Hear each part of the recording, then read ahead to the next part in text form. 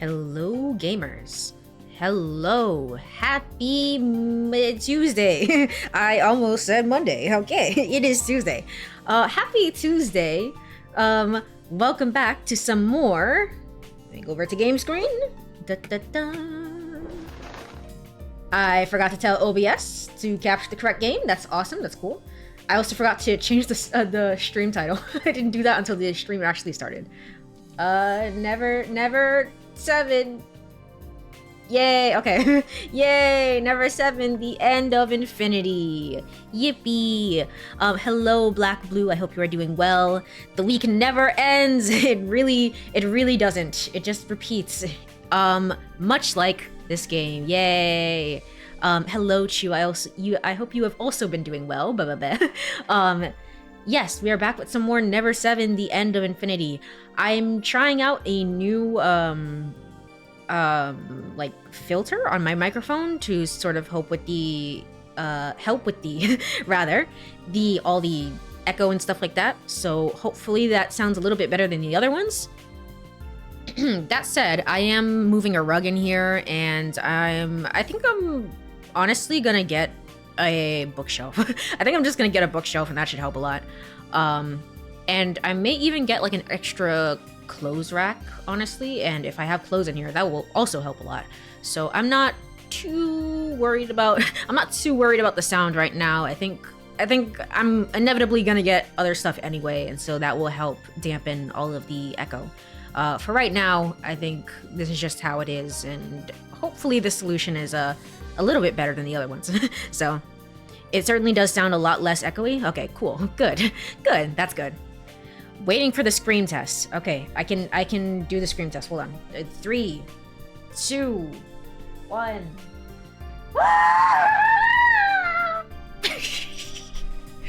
There you go. That's the scream test. I moved really far away, so hopefully that was okay. All right. Perfect. Perfect indeed. All right, so let me click into the game. Hopefully I am in the game. Hold on. Yay, yippee. Actually, let me click off of the game. What am I doing? I have to pull up the guide. We're at the point in the game where I've gotten one ending for Yuka. I don't know how I managed to do that, despite avoiding her all the time. But we got the Yuka good end and bad end. So now we are going to continue with the Haruka route. I don't know when it starts branching off into the bad end, but whatever happens, happens. We'll see whichever one I get first. So, let me go over, we have that, put this over here, tab back into the game, and let's continue. And we were here, I believe. All right, cool. Clean screen, minimal echo, filter works. Yay! All right, cool. That's good. That's neat. All right. Let me pull up the correct ones. And oh, hey, if it isn't Makoto, Yuka. You look pretty tired.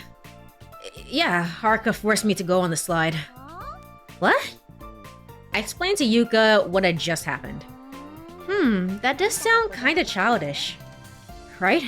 I mean, had Haruka never really been down a slide before? No, I'm calling you childish, Makoto. What? Huh? Me? Why is that? I mean, you suggested it, right? You're over 20 years old, and you're going down a water slide? It's nothing but childish. I had no words to respond. Maybe I really am a kid. But anyway, you thirsty? I'll get you something. I don't want beer, no. Oh, lucky me. Thanks. Well then, wait on that deck chair. I'll bring you something. Okay. ... This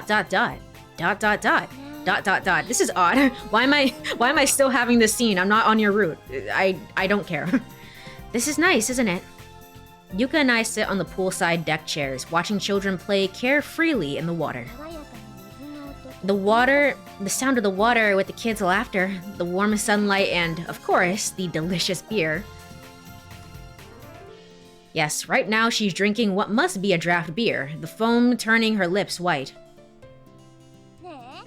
Huh, don't you think so? Even if she's wanting me to agree, all I'm drinking is a boring cola. In other words, what Yuka treated me to was a watered-down cola. It's hard to empathize with her. She hates me. She's like, you're not on my route right now, so I hate you.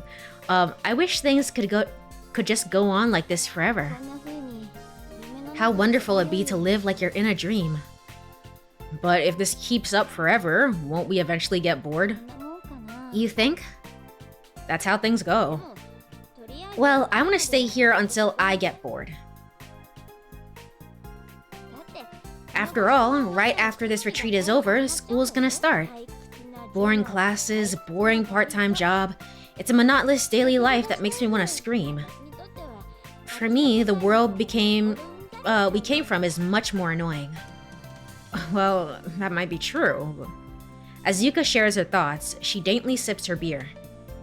We did see a little bit of this scene in the beginning of the cure route that I had done. A little bit of. That said, though, I haven't seen this full exchange, so I'm gonna replay through it again. Not. In contrast to her sentimental feelings, she's gulping her beer down like a sailor. Is she okay? Is she okay? Is Yuka ever okay? I get a little worried. Oh, gosh. Okiko jump scare. Hey, it's me, Okiko. Yeah. Okiko suddenly appears, almost causing me to drop the cup I'm holding. If she screams, at least we have audio filters on. Yay!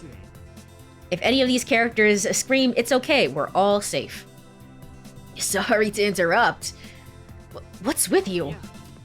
Well, I figured everyone might be getting hungry by now. Alright, we haven't eaten anything since morning, have we? We had that stolen pizza. Exactly, that's why I'm getting everyone together. I see, thanks. See those umbrellas over by the vendor area?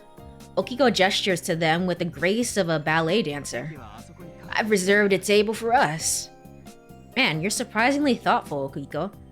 I'm surprised. I thought this was actually a closed pool to guests of the hotel, but apparently we can also just go here. Which, I mean, it's not impossible. That's pretty good for business overall. It's just that I thought that was what happened. I guess the other thing what happened is when we went here at night, they were closed, and that's why we got kicked out. Okay. Man, you're surprisingly thoughtful, Okiko. Oh, come on, it's not that big a deal. Well then, I need to go find Haruka-chan, so I'll take my leave. With a flourish of his long hair. Ciao. It's the man with five pixels of blue pants. He is clothed. He is clothed. Believe us, don't worry, just trust us. Okiko says and leaves. Ciao, he says. A cold breeze blows through the space between Yuka and me. Let's head over, okay? Yuka pats my knee and stands. Suddenly, I notice the cup in her hand is already empty. Is she a heavy drinker or something? Oh, I guess we wouldn't know that on this route. Oops, that's awkward. I wonder. I stand up with Yuka and walk towards the umbrellas. After lunch, we bask in the afternoon sun and play in the water. It's said that playing in the water helps bring out the child in people. Indeed, Yuka, Izumi-san, Saki, Okiko, and I all act like young children, fooling around in the water. Even Haruka, her face bright from the sun, looks cheerful. Surprisingly, the spray of the water makes her look even prettier. 3:04 p.m. I'm feeling really awkward for Kurumi right now, who's just like, man, I wish I was there. Oh well. Kurumi watching from a distance, just being like, wow, I guess they're having so much fun over there. As the day wears on, the temperature gradually lowers. Should we get out soon? At Saki's words, everyone starts to get ready to go. However, there's only one person still stumbling around by the poolside. That person staggers over to us, swaying. Is it Yuka? Hey, everyone's gonna leave? She says. Yeah, it's getting cold. I reply calmly. Cold? You cold? Me, I'm not cold at all. She speaks in a slurred, drunken tone, sometimes in a skit. Like someone in a skit, rather. Well, I kinda thought this would happen. After finishing lunch, Yuka went to the stand as much as she could to buy herself a beer. Why does no one stop her? As far as I can tell, she had at least 10 cups Considering this was all within about 2 hours, that meant that she was drinking at a pace of 1 cup every 12 minutes. The current Yuka, no matter how you looked at it, was simply a drunk. We never got any explanation for that and why that is. No? Okay. We finished the Yuka route and we have no answers for that. And besides, there's also Kurumi to consider. Ah, Kurumi-tan, right? Yeah. We should head back soon. Pull Kurumi, right? Okay. It seemed like she was somewhat convinced, but then... Is she drunk? Yes, absolutely. Absolutely sloshed. She just likes booze. I guess that's the answer to it. Why? Why does no one ever say anything? It's like, haven't you had enough? It's like, no, no, I don't think so. She got drunk so fast. She really did. What's with the sudden scream? Don't just yell out like that.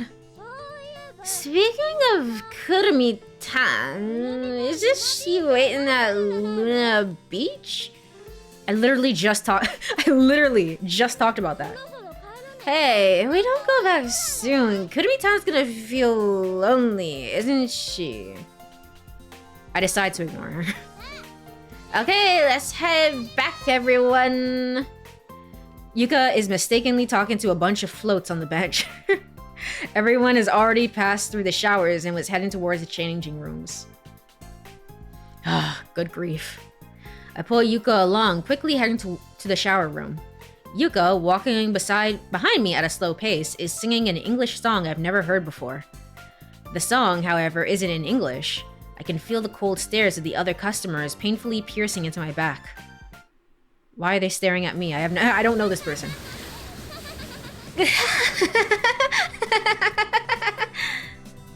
For reasons I don't understand, Yuka burst into laughter, reminding me of an enthusiastic audience member in a TV shopping show. Reading is hard. Hey Yuka, can you just tone it down a bit? Kurumi might be asleep upstairs. I mean, she isn't. Pointing towards the ceiling, I shush Yuka. Oh, my bad. Yuka apologizes, smacking my shoulder. Geez, is she a middle-aged dude? And at that moment... Hi, everyone! Kurumi appears with so much energy, she doesn't look like she's been sick, because she wasn't. And we only know that because we chose all the wrong options in the first route. In her right hand, she holds a mug with warm milk inside. That's the only sign of her illness, though it doesn't quite match her current state. Oh, Kurumi-tan, how are you feeling? Good. After resting a bit, I feel much better now. Okay, that's great. Just great. Oh, okay. I think we're actually on the correct track. I think I can skip through this. We're back to where we need to be. The next thing I need to skip to is whatever next choice I get. All right, cool. Yeah, I have a quick save here. Try deflecting things smoothly or talk about premonitions again. Okay, talk about premonitions again is the correct response. You're doing a really great drunk Yuka voice. It is my favorite character to voice is not just Yuka, but drunk Yuka, specifically.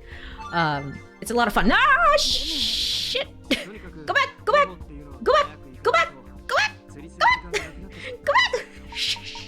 Shut up, Okiko! Shut up! Okay, there we go. Talk about premonitions again. I have to remember to turn that off. Yeah, I don't really understand it myself, but I think that's probably what it is, which means... Hey, alright, you're not gonna start talking about that silly premonition stuff again, are you? Okay, I chose this last time, actually, so it's okay for me to skip through it. Okay. Alright, cool. Skip too hard! You didn't save! It's alright, we've already done this. Just gonna skip through it. Alright, remember to turn it off? It's in auto mode right now? Why is it in auto mode? How do I turn that off?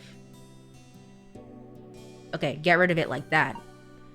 We're gonna go to Haruka and Okiko. I don't think I did that before. I think I went with, Yuka. Or maybe I did go with... Maybe I went with these two. I don't know. I can't remember what I did last time. I rush up to Haruka and Okiko walking side by side just ahead. As soon as I match their pace... Come on, Ishihara. Okiko looks very displeased to see me. Well, I was just wondering what you guys are talking about. I say matter-of-factly, trying to ignore his piercing gaze. Then... Fishing. We were talking about fishing. Oh, okay. Well, I'm gonna skip through this, because I remember I actually already decided to do this before in the previous route. I don't understand how does this game function. How did I get on the Yuka route? That doesn't make any sense to me. Jump in to their rescue. Pray for their safety. What is the correct answer here? Jump in to rescue them is the correct answer. I jump in to rescue them. I think I had done this as well. There's my alarm. I think I had done this as well, but just in case, I'm gonna read through it a little bit. I decided to jump into the water to try and rescue them. I stare into the raging sea. Makoto, don't even think about it. Yeah, I do remember doing this. Originally, I did not, and then I went back. I went back and I did do this option. And the only reason I remember that is because I remember the stream cut out in my old place around this time, around this whole event. So, but why? Seeing us like this, Haruka asked me puzzledly, Why did you do something like this, Makoto? Well, Haruka, because Izumi-san they might die. Even so, that doesn't mean you should put yourself in danger, right? We have to help them. Don't you understand, Haruka? I don't. Even if it might not work out, I want to help. That's what compassion is all about. Compassion. Haruka looks down, lost in thought. Does she really not understand? I turn to look at the sea once again, but someone grabs my arm. It's Kurumi. Believe in Big Sis. I'm sure Big Sis will be okay. Tears well up in Kurumi's eyes. Kurumi, her pain must be much greater than mine. After all, Izumi-san is her blood relative. About that. Ah, memories. Memories of bad internet. Even so, or perhaps because of that, Kurumi believes in her older sister. Alright, I'll believe in Izumi-san too. I look back at the rough sea. So please come back safely. Izumi-san, Saki. The waves swirl. We stay silent. Alright. We'll skip through that. What could that mean? It's not so easy for us to die, huh? What could that mean? I definitely did not choose that. I was like, hey, Saki, what the hell? This is what I'm supposed to choose. What could that mean? Saki, did she want to die? I gaze at Saki, trying to figure out her state of mind. Up until now, Saki's behavior hadn't shown any suicidal tendencies. These probably aren't her true feelings. If that's the case... Well, I should at least express my gratitude. I'm very, very thankful. Without making eye contact with anyone, Saki speaks. Saki, really? Showing thanks doesn't work like that. Annoyed by Saki's attitude, Yuka confronts her. It's fine, isn't it? The point is she's okay. Well, that is true, but... Yeah, you're right. You're not the one that almost drowned Yuka. Saki, seriously! Cut it out, Yuka. That's enough. I calm Yuka down. I'm starting to understand Saki's feelings. Saki is probably embarrassed. She's that kind of person. Anyway, what are we going to do now? We can't all stay overnight with Saki. She doesn't need us anyway. Seeing that, Saki turns her face away in a huff. I use the what the hell dialogue a lot. It's like, what the hell? Why would you say that? What the hell? That's how I react to to all of Uchikoshi's games. It's just like, what the hell is happening? Saying that, Saki turns her face away with a huff. Good grief, rich girls, am I right?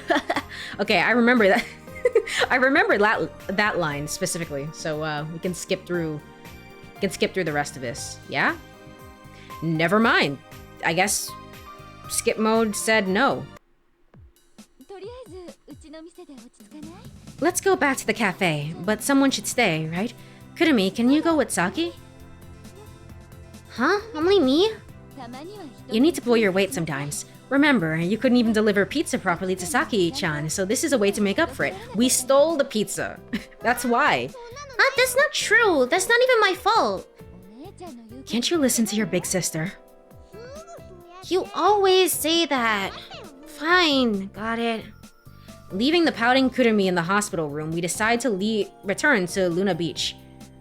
I have the same thought that I had last time going through this, which is that why are we leaving a 12-year-old to watch over the adult in the hospital?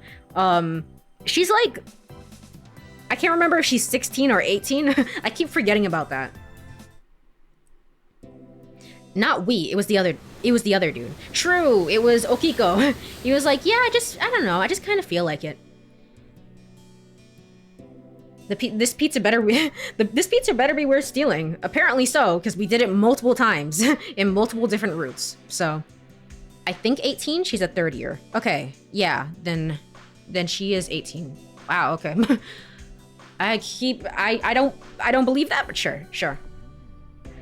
I remember because there was a joke where Makoto thought she was third year in middle school.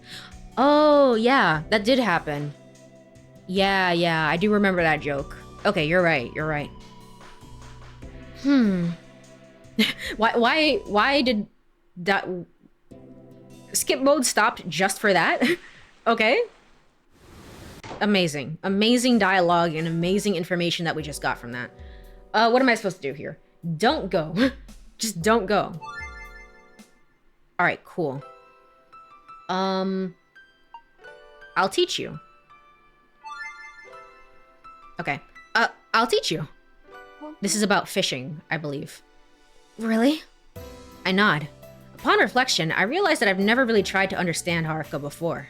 If she wants to learn how to fish, then why not spend time with her and teach her properly? Understanding Haruka and her feelings should be my priority. To understand the emotional depths of a person who says they have no heart. I can ask about Saki later. That's what I think. Let's go fishing together tomorrow. Okay, promise? A promise. That's right, a promise. How can you make something like a promise? Huh? I think we already went through this? Okay, cool. At least skip mode stops for things. That's nice.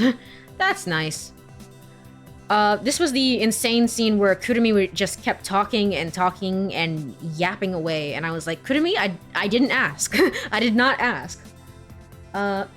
Me. Yes. Me is the correct choice? Oh no, that's apparently another scene. My bad.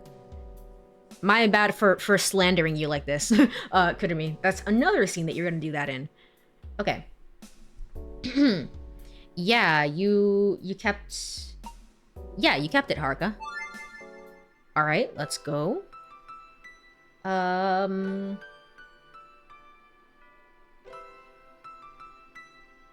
That's not true, Haruka. Is the correct choice? What is the correct choice here? I have. I don't think I chose this before. I said I haven't. So the correct choice is I have. I have? What the hell am I saying? We're getting way off track. What does kissing feel like? Her expression is curious, like a girl who still doesn't know about love. This isn't good. Haruka's totally in control. I need to change the subject. It's not really appropriate to ask that kind of stuff. Is that so? Yeah. Then why do people kiss? Well, I definitely think it's to express their affection, to make sure of each other's feelings. To make sure of each other's feelings. It's a bit hard to explain in words. Happy for you, or sorry that happened. Or sorry that happened, either one moment. It's a bit hard to explain in words? Then kiss me. What? Kiss me. I read through this. I do remember that. Which is the correct choice?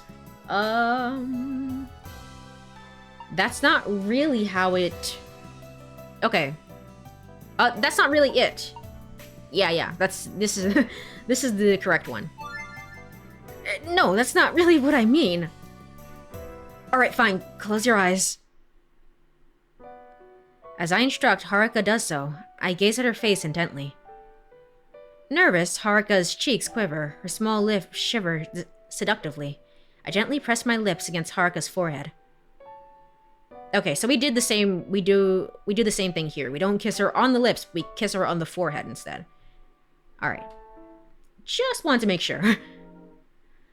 This is the whole clone situation. This is gonna be super duper awkward, but okay.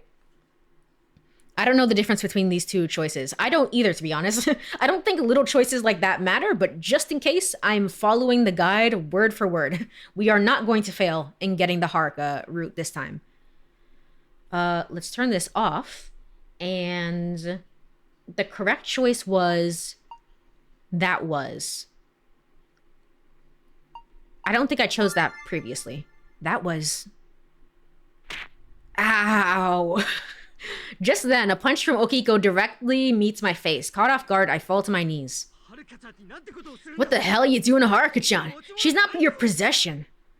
I spit and stand up. Okiko grabs Haruka's shoulders. What's good about this creep? What's so good about this creep, Haruka-chan? I'm different. I'm different. Wow, okay. This is something above trust. I'm in love with you. Don't you understand? Look at me. There's a man who loves you. Haruka turns her face away from Okiko, looks at me. Her expression disappears in a flash. I don't understand. I can't feel because I don't have a heart. Haruka-chan. Stop it, Okiko. Haruka is starting to find her heart. Back off. You don't even love Haruka-chan. You're the one fooling around with various girls. What about Saki? You keep leading her on even though you don't have feelings for her. I'm not like the other guys. I'm rich. Please love me. It's like, okay, Okiko. That was just me responding to her feelings. Cut the crap. You were pissed about how Haruka was so into our promise. That's why you started seeing Saki. What do you take her for? Saki. I don't like Saki. Well, good news for you. Saki doesn't like you either for some reason. Huh? She always takes away everything. That's okay, Haruka-chan. Saki-chan has nothing to do with this. I don't care about her. I don't even feel anything for her. Just amazing lines to say. We hear a small crash. We all feel super awkward because we know what's about to happen. She's gonna go on a little rampage here. The correct choice is to forcefully restrain Saki. I did not do that before. I do remember that. I try to restrain Saki, holding her like we're wrestling, but she still attempts to crush each dish, one after another. Saki, calm down! Saki! Don't touch me! I'm thrown back with incredible force. I stagger backward until I reach the entrance. Saki glares at us all. Yuka and Kurumi instinctively huddle together. Okiko's trembling uncontrollably. As I was about to speak, Saki strikes. Don't talk until I say so. What are you saying, Saki?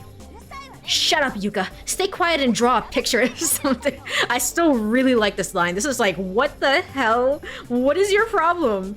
This is an insane thing to say to your childhood friend. There's gotta be some kind of personal beef between those two, more than like Saki being racist against clones. Yeah, that's what I believe so as well. Again, the theory that I had before was that like, oh, Saki has an older sibling and like that sibling died and then got replaced with a clone and now the clone gets all of the love and attention. And I don't know, something like that. But I was like, but like you say, it's like personal, something personal between them where it's like, I think Haruka knows her from some time ago, which is very interesting. All right, I'm gonna skip through this. And the next choice, let me move my my mouse over here. Okay. The next choice is Saki, what have you done? I think I rushed to Kurumi's side last time. Saki, what have you done? Saki, what have you done? Saki shows a hint of confusion. Maybe she's finally realized her actions. 5:59 p.m. Then, Haruka rushes down from the terrace and quickly helps Kurumi up. Haruka's delicate hands gently stroke Kurumi's back. Are you okay? Hick. Kurumi begins to sob uncontrollably. Haruka directs a powerful gaze towards Saki. She stands, approaches, gets closer and closer. I inadvertently hold my breath. Don't come near me. What? Stay away. I have nothing to do with you, you clone! You clone! That's her favorite phrase. You clone! Ah. Ah. Oh, I guess we didn't know about that yet. Huh? Clone. That's kind of awkward. Alright. What is the correct choice here? I feel like I did not make the correct choice last time. So. Yeah, I said don't worry about it. Apparently she wants you to say honestly, I was a bit surprised. So I got that feeling from that interaction last time.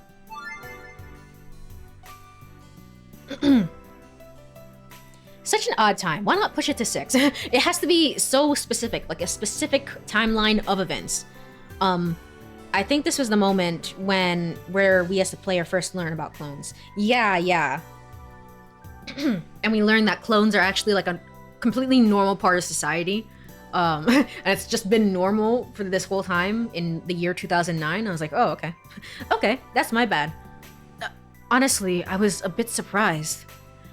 I thought I should convey how I feel, even though I'm surprised that I actually say it. Haruka's waiting for what I'll say next.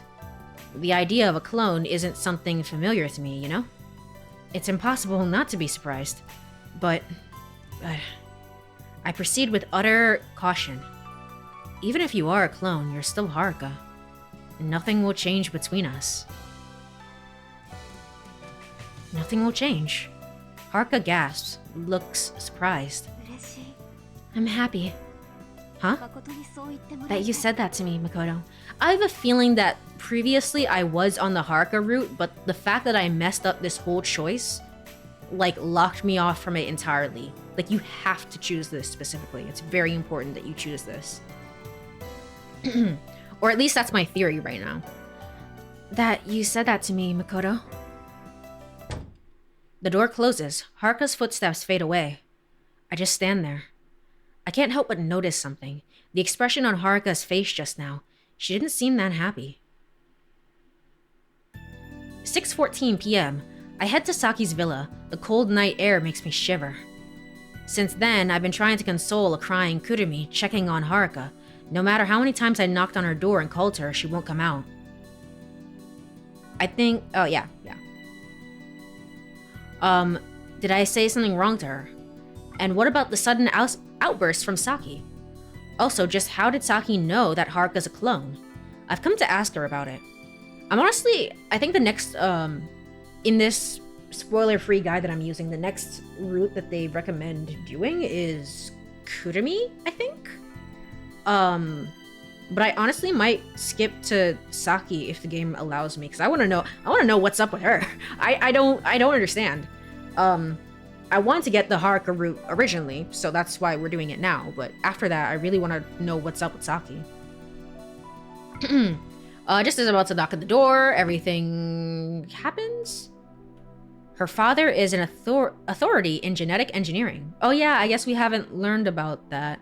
Morino. Couldn't be. Izumi-san's father is Dr. Shigezo Morino? I remember that Dr. Morino was involved in the Human Genome Project a few decades ago and made groundbreaking discoveries in DNA sequencing. It's so interesting because you could learn about that after the fact. You can learn... Previously, we had learned that like DNA sequencing was a thing beforehand. I think before the whole Haruka incident. And then we learned about Haruka being a clone. And I was like, oh, I didn't know it was to that whole extent. But now we're learning about Haruka being a clone, and then we're going back. Interesting. What order do they recommend, like, overall? Let me see. It's Yuka, Haruka... Oh, never mind. It's Saki. Saki is next. Cool. Cool. Neat. Kurumi, then Izumi. And then whatever grand finale thing there is. I don't know. Yeah. So lucky us. We'll get to learn whatever's going on with Saki next time. Yay! Let me...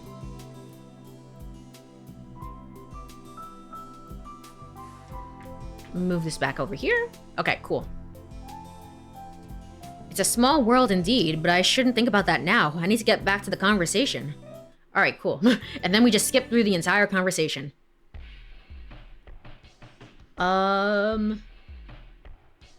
This is a free choice, apparently. But today is curry, right?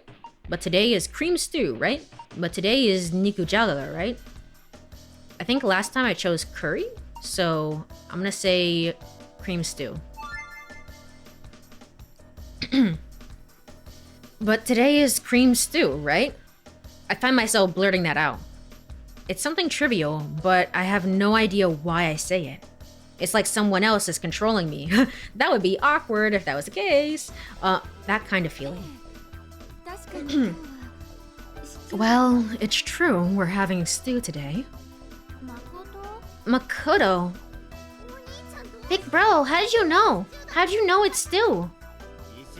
Ishihara, seriously, are you trying to make a joke at a time like this? How would I know it's stew, Okiko? What is your explanation for this? Okiko looks at me through narrowed eyes. Apparently there also is not an Okiko route. I was expecting there to be like a maybe we'll actually get to be friends with him. I don't know, one of these days. But no, he's just an asshole to you. Cool. Ah, crap. The awkward atmosphere is getting even heavier. I have to do something to divert their attention.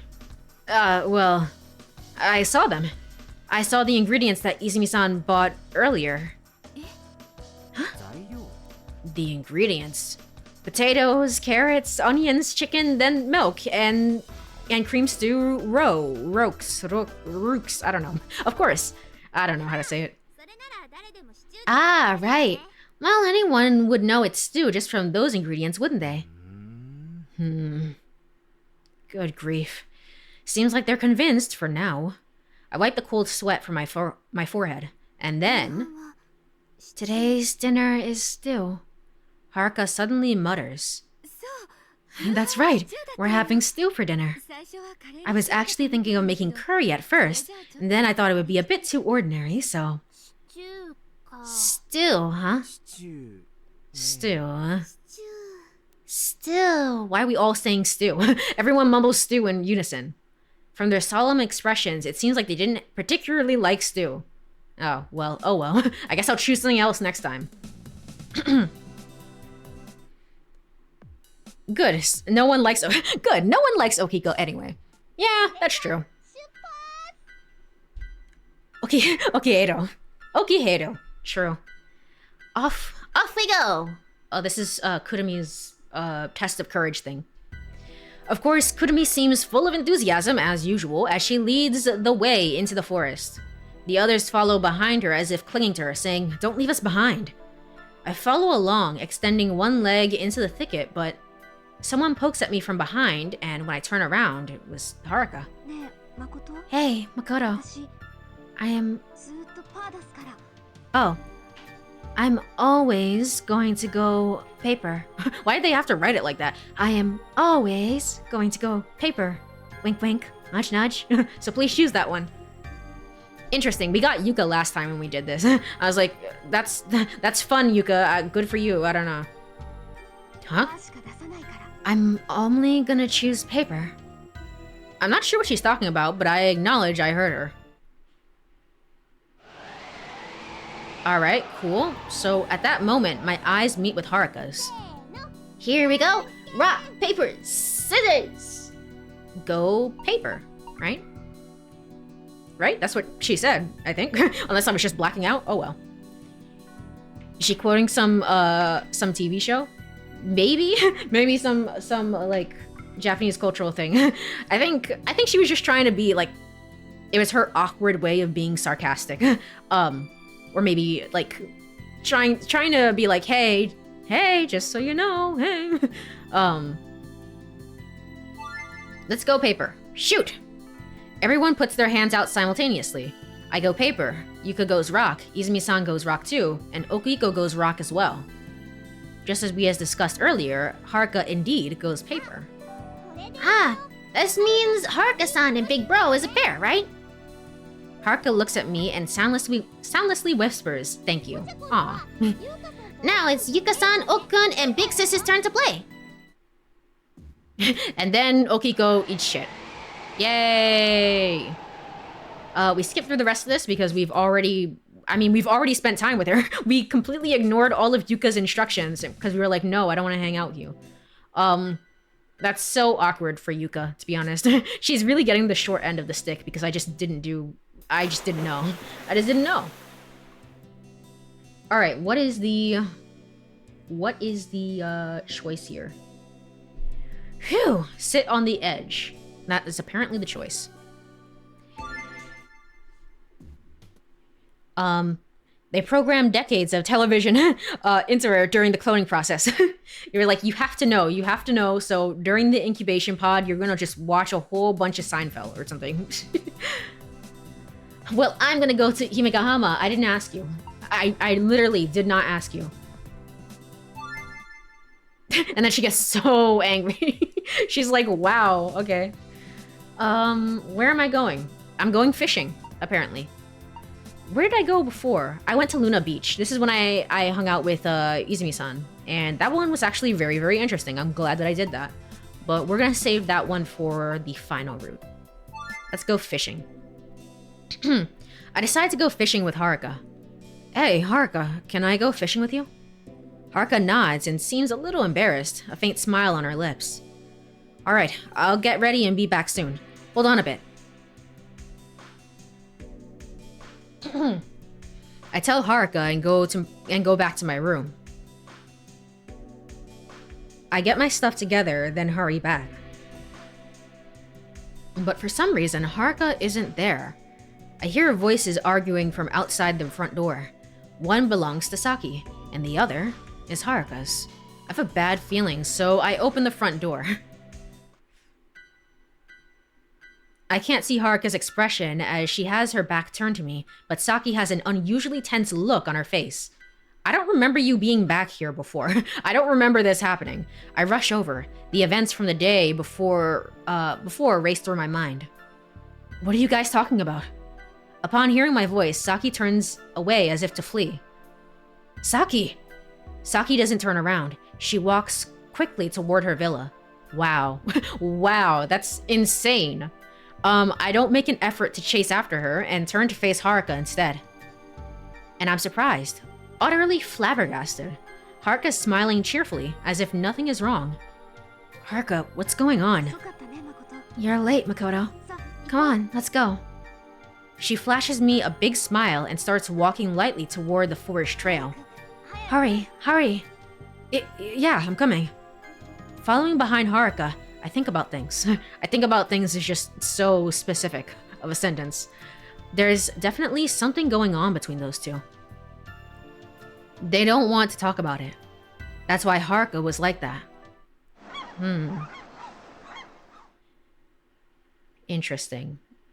I wonder how much of it we're gonna learn here in this route versus how much we're gonna learn about it in Saki's route. Upon reaching the breakwater, I attempt to start setting up the fishing gear as I did yesterday. However, I couldn't muster up any enthusiasm. The morning's events are still on my mind. But it wasn't just that. What exactly was the problem between Haruka and Saki? Unaware of my thoughts, Haruka seems oddly excited.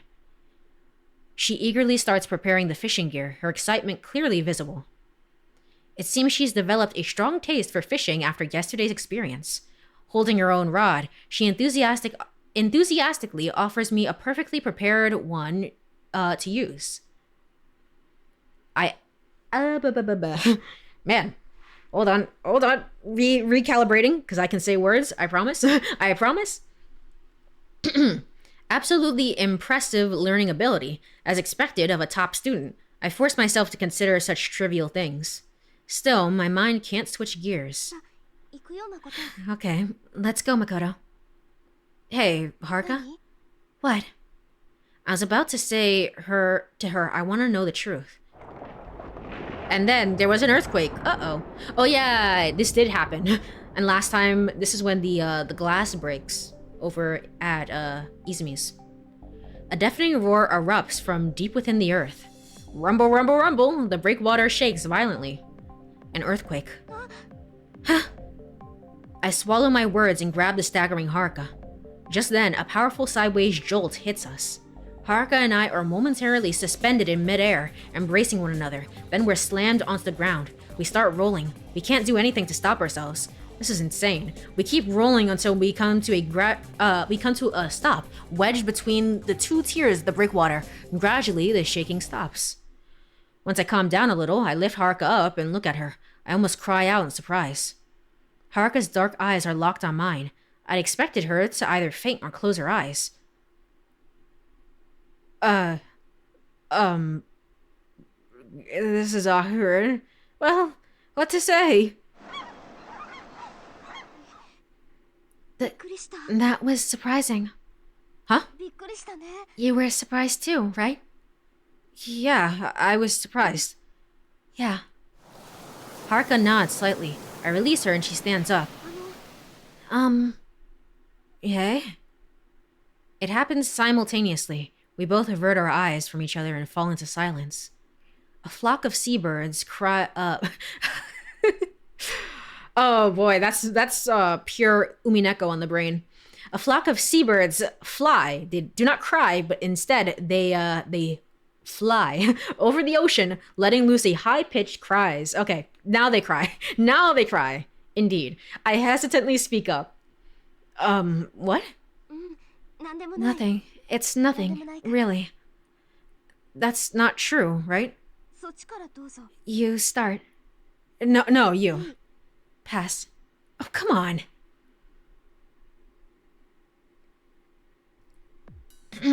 Speaking of, have you played Umineko? No, I've watched somebody play bits and pieces of it. I'm not familiar with the entirety of the story. But it's not something that I would be able to stream. One, because it's like 1 billion hours long, but also because I've already been spoiled to it. I actually recently I'm not entirely done with watching it, but I've been watching somebody play through Genosha. I've known about the game for like years and years and years since it came out back in Japan. But been watching somebody play through Genosha, and I was like, oh man, I really wish that I had streamed this, because this would have been right up my alley. It's like a social deduction, single player Among Us type of thing.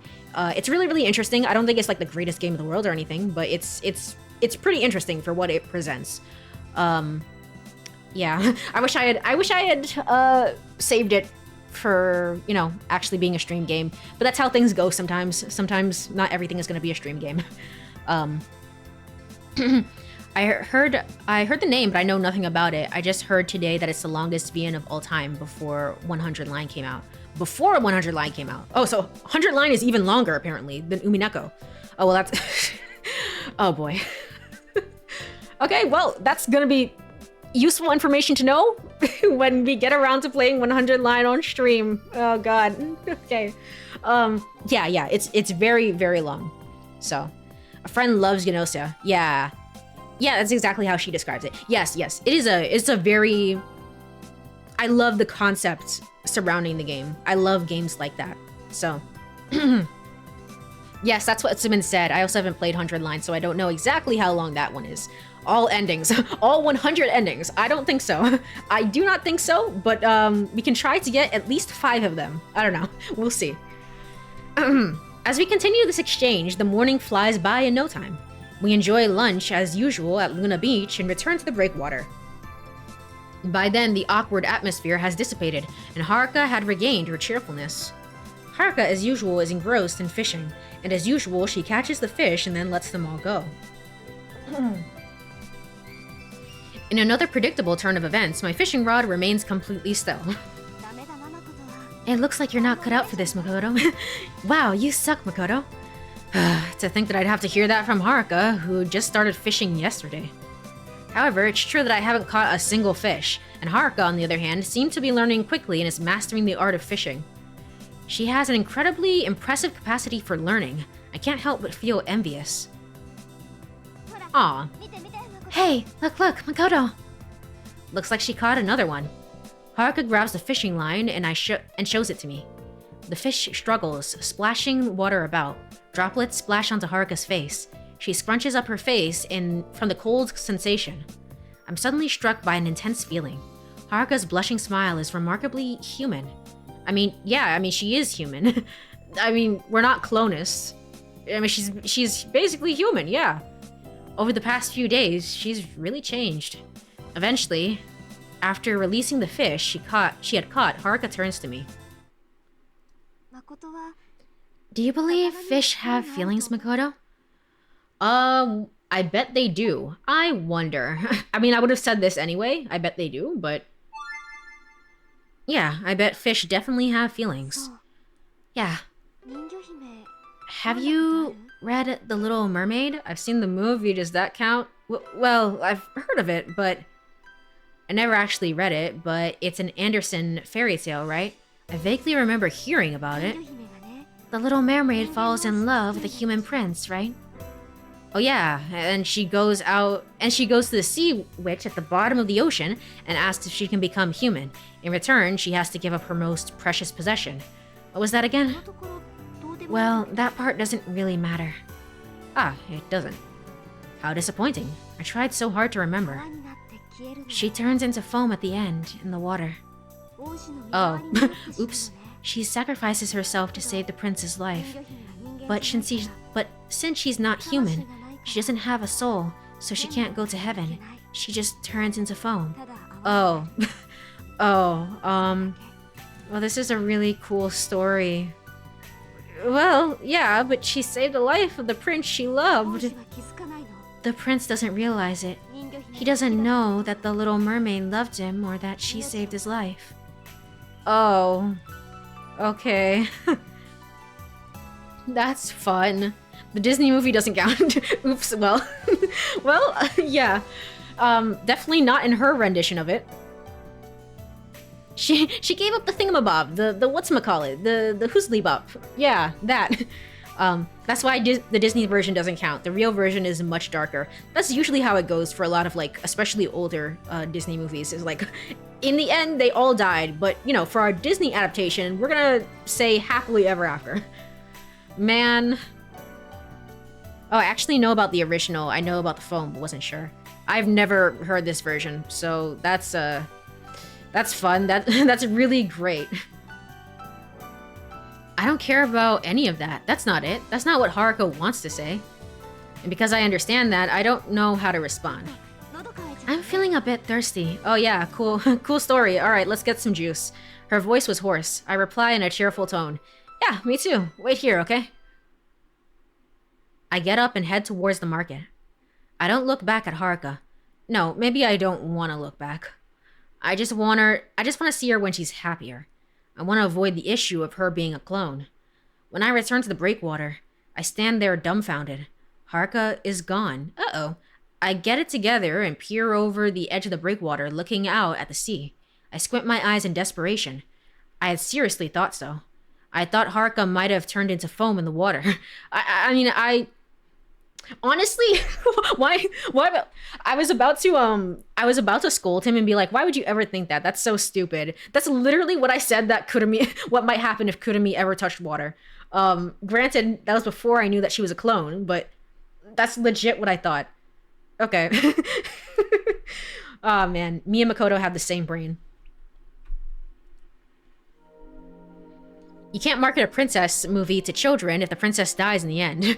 Well, you could. The moral of the story is don't be a princess. Don't be a princess. Mommy, I want to be like the Little Mermaid and be foam. She's a Tide Pod. Oh, man. I entered the stopping district searching for Haruka. Where'd she go? One of the fishermen told me he'd seen her walking towards the shopping district. However, even in this narrow alley, there's no sign of her. Is she trying to avoid me? Why would she go this far? My heart is a wreck. 3:05 p.m. While searching for Haruka, I realize I'm standing in front of a certain cafe, the one cafe that we've ever seen. I'm wandering aimlessly when Kurumi calls out to me. Oh, big bro. Wasn't Haruka-san with you? Well, yeah, she was, but explain the situation to Kurumi would be a hassle. I casually bluff. Oh, you two weren't together. It's good I didn't say hello. What? It's good you didn't say hello? So does that mean you saw her but didn't say hello? What are you talking about? I've been saying that all along. Kurumi, did you talk to her or not? Kurumi, explain! We didn't talk, I just saw her. Why didn't you say that earlier? Where's she now? Oh, it sounds like you two were together after all. Never mind that, where is she? Right over there, towards Tsukiyama. I shoot off running. Kurumi's half-angry voice reaches my ears. All you do is think about Haruka-san. Stupid big bro, don't worry. I'm gonna get to your route eventually. Just don't worry about it. That's not the point. I don't have time to deal with a spoiled child. She's 18, by the way. 3:08 p.m. I leap onto Tsukiyama Beach. I quickly spot Haruka. The beach is a long stretch of white sand as far as the eye can see. She's standing near a rocky area that sticks out. I run toward the rock as fast as I can, even though the sand slows me down. Just then, Saki comes onto the beach from the opposite direction. She's closer to Haruka than I am. Haruka notices Saki and greets her nervously. Haruka and Saki start arguing immediately. Yeah, who could have seen that coming? It's the same as when they argued on the breakwater just before the high wave hit. My heart starts pounding. Remaining unnoticed, I go around them and hide behind the rocks on the opposite side. I can hear their voices as they argue. Stop making baseless accusations. I don't have time for it anymore. Lies. You took it from me. Took it from me. What? What are they talking about? Oh, in the previous route, Saki takes like food from the party. And I assume that's because something is going on at home. Like, she appears rich, but something has to be going on. And I wonder if that's the cause of their disputes. But how did you know, like, specifically that she was a clone? Ouch! Let go! No, I won't let go. Are you planning to threaten me forever? If you don't give it back, I don't ever want to see it again. Please, don't lie to me. It's not a lie. Lies. Lies. Give it back. Give back that bell. Oh, the bell. Okay. Interesting. Let me do this little thing called saving, because I want to know. Yeah, I guess we can save here. Well, actually, no. Don't. I'm on load. Holy shit, I'm on load. I'm not on save. Okay, do not load. Go back. Save. I keep doing that. I'm so scared. Okay, save over this. Overwrite it. It's fine. Haruka's tears, common route. We're still on the common route. All right, cool. Neat. Awesome. Wait, how does she know how does Haruka know about the bell? I guess we've changed enough things that she knows about it, but I guess it passes through everyone's hands, but like all of the girls, all of your potential options, like all of them meet the bell at some point, but whoever's route you end up on, that's who keeps the bell. So, all right, cool. Crisis averted, indeed. Lies, lies. Give it back. Give me back that bell. Bell? Was that bell I just heard? The thing that Saki took from Haruka, it's a bell? Just then. An image flashes through my mind. The dream I had seen the morning of the first, that hopeless dream. A bell. Could it be that bell? No, it can't be. I shake my head to dispel the illusion. Anyway, I've got to think about how to deal with this situation. I peer out from behind the rocks to see the two of them. Now Saki and Haruka are grappling with each other. Then Saki shakes off Haruka's hand. She slowly backs away. Haruka, with a piercing gaze, steadily closes the distance between them. Saki nervously shakes her head from side to side. Just as Haruka is about to grab Saki's hand again, Saki pushes Haruka with all of her might. I feel like we should intervene now. We know it's about a bell. We know it's maybe even the bell. We can just step in right now. Haruka falls directly backward. A cloud of sand swirls around her and she curls up into a ball. Saki once again shakes her head, then suddenly dashes away. I leap out from behind the rocks and rush to Haruka's side. She seems to have lost consciousness. Holy shit, and you just left her like that? What the hell? Saki, what's going on? What's going on? I take Haruka by the shoulders and gently shake her. Haruka! Haruka! Hey, wake up! As I shake her, I recall the events of that night. I'm sure this is where it was, Tsukiyama, where I picked up that bell. I got scared for no reason and threw it into the sea. If that bell is related to Haruka and Saki in some way, does that mean, what does the dream I had mean? Haruka! Suddenly, Haruka opens her eyes. Her pupils dart around. Makoto? Give me 1 second to take a swig of water here, because I've been reading for an hour. I haven't even realized. An hour has gone by.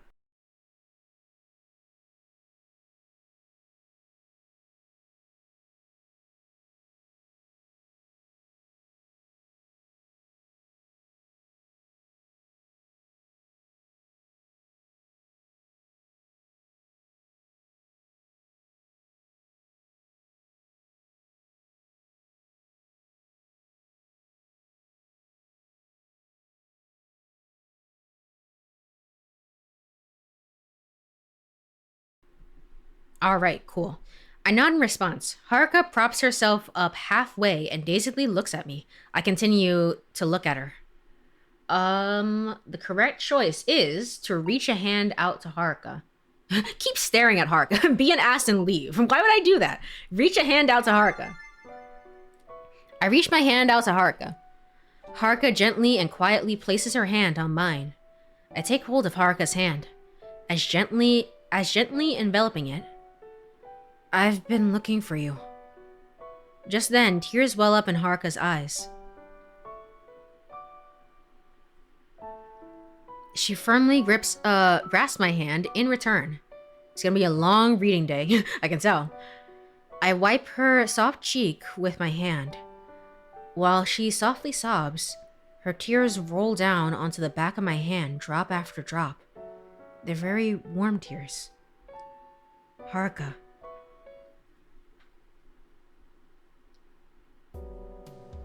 Haruka and I head towards Luna Beach. 4:52 p.m. It's almost time to meet with Yuka and the others. After that, Haruka and I just spent our time in a daze, listening to the sea breeze and the sound of the waves. Though all we do is let time pass us by, it's quite soothing. I don't ask Haruka anything anymore.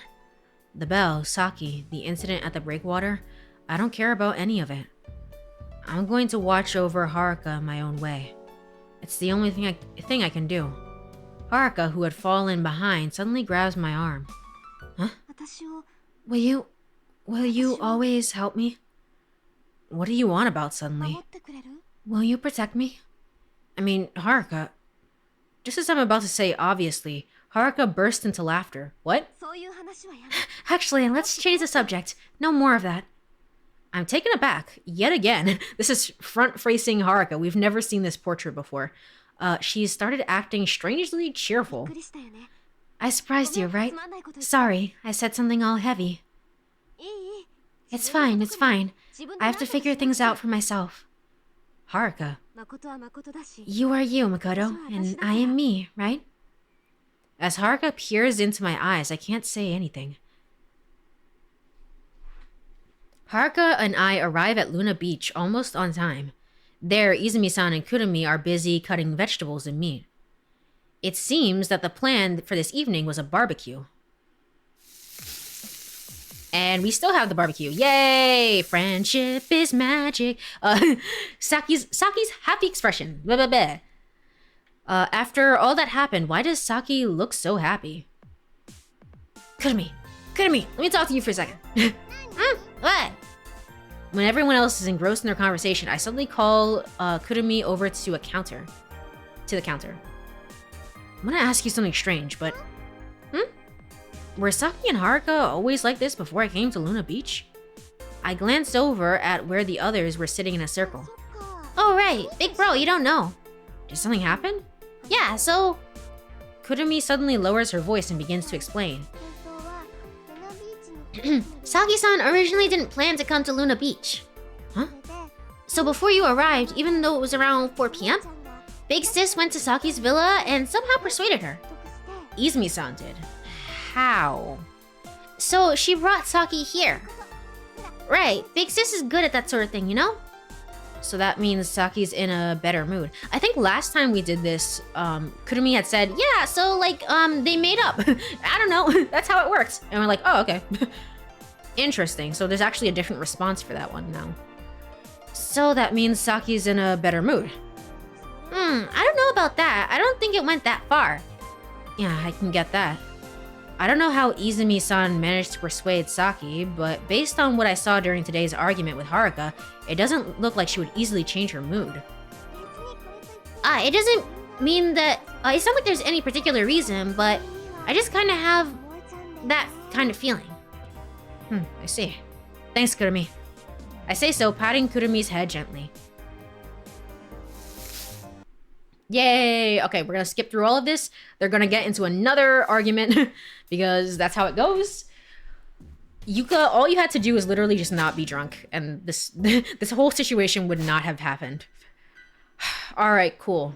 We catch that Saki is also stealing something, so that's interesting. Everyone silently cleans up and moves the equipment to Luna Beach. Izumi-san and Kurumi stay at the cafe, and the four of us return to the lodge. However, even after returning to the lodge, the atmosphere is one you'd find at a funeral. Somehow, everyone naturally retreats to their own rooms. Now, I lay on the bed, staring blankly at the room's walls. Saki and Haruka, what exactly happened in their past? The bell. Is that bell the same bell Haruka mentioned? I'm physically and mentally exhausted. Overwhelming drowsiness takes hold of me like a vice. Will you always always help me even? Will you protect me? Right before losing consciousness, I feel like I hear Haruka's faint whisper in my ear.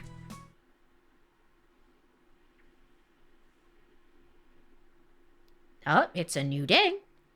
April 5th, Friday. Alright, cool. It's 1 a.m. Knock, knock, knock, knock, knock. A rapping at my door. Who is it at this hour? Wiping the sleep from my eyes, I get out of bed. The knocking continues. I walk to the door, open it. Bang. Huh? It's Haruka. She apparently bumped her forehead on the door as I opened it and covers it with her hands, giggling in embarrassment. What are you doing? I've done it now, huh? It's not it. I'm just a bit groggy. You were knocking pretty hard for someone who's groggy. Not the 1 a.m. Yeah, I was like, 1 a.m. Anyway, time to complete my side quest here. And I was like, gosh, leave me alone. Let me get some sleep. Well... She goes silent. However, Haruka seems different than usual. She's clearly panicking. Like she was trying to deceive me, but I saw right through her. She goes silent. Sorry, I guess I teased you a little. Oh, sorry, I guess I teased you a little. Teased me? That's what you call that, teasing someone. I see. So, what's up? Nothing. Nothing, huh? Haruka, it's 1 in the morning. Well, apparently you were fast asleep, Makoto.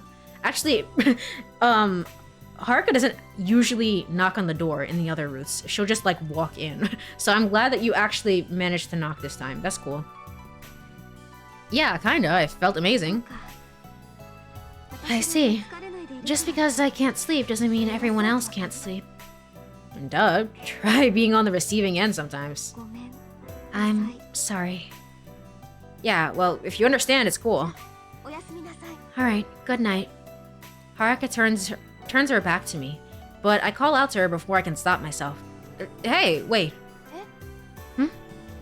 You can't sleep, right? And you didn't want something? Didn't I say good night? And you said you were fast asleep, Makoto. Her retort stings a little. I don't know how to respond. Okay, just in case, I'm going to save again. Not load, but instead, save. We're gonna save over this. Okay, we are officially on the Haruka route. So it starts here, because I remember last time this is where we go and look out at the stars with Yuka, and Yuka is like, once upon a time... Oh, wait, no.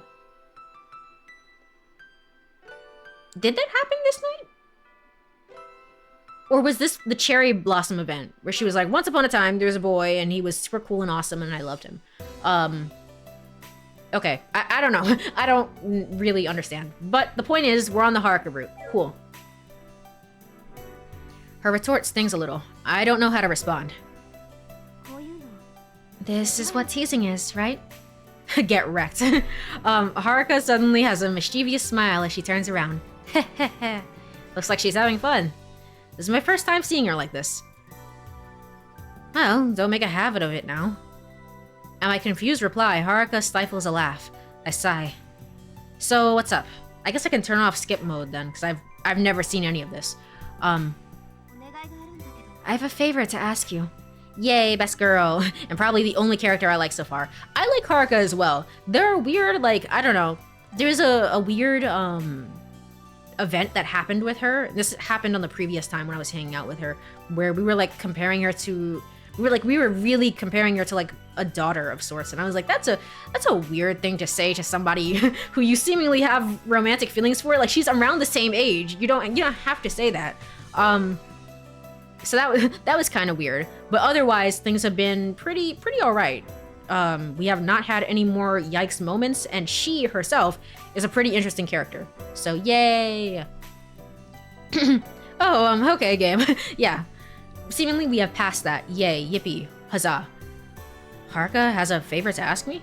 I wonder what it is. So yesterday night I couldn't sleep, so I went for a walk by myself. And I saw a Shiranui. I think it was around 4:30 in the morning. Shiranui. Yeah, Shiranui.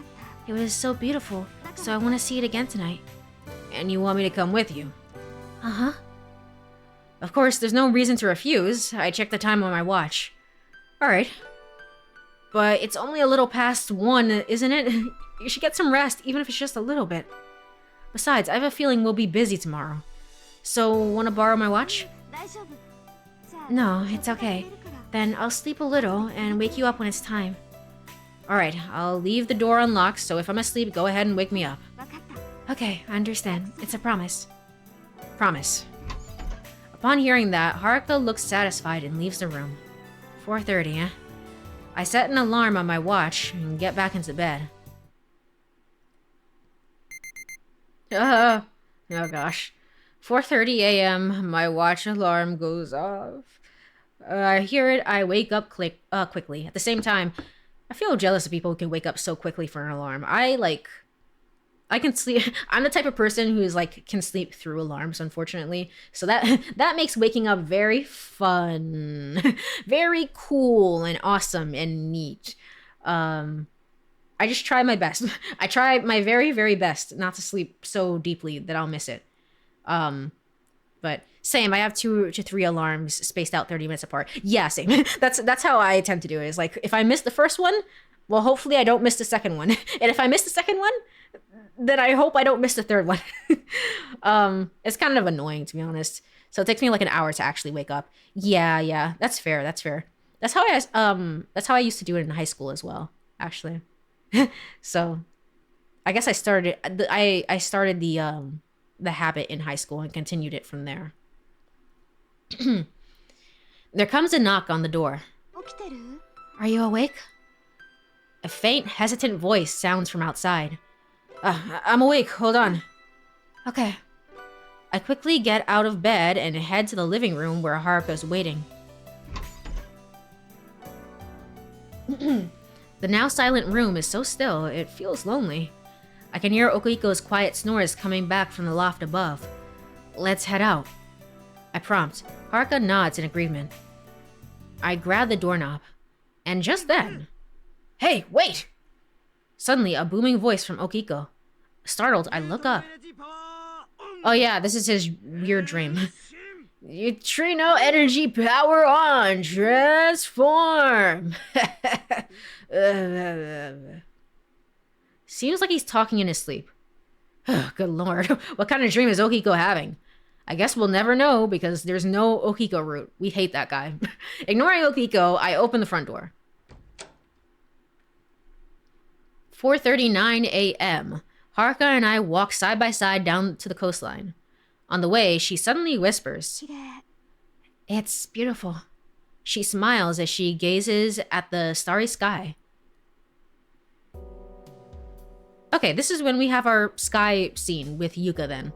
I assume we're all gonna have them at the general same time, so it's Friday morning, so this must have happened with Yuka as well. Yeah, it had to have, because that's when I went out to the balcony and Yuka was there. Okay, cool. Cool, neat, awesome.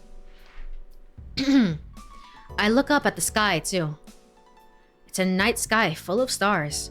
They sparkle brightly, looking like they're pouring down to the earth. Ignoring Okiko. Oh hey, look, it's me. Oh hey, look, it's everyone. Everyone hates him.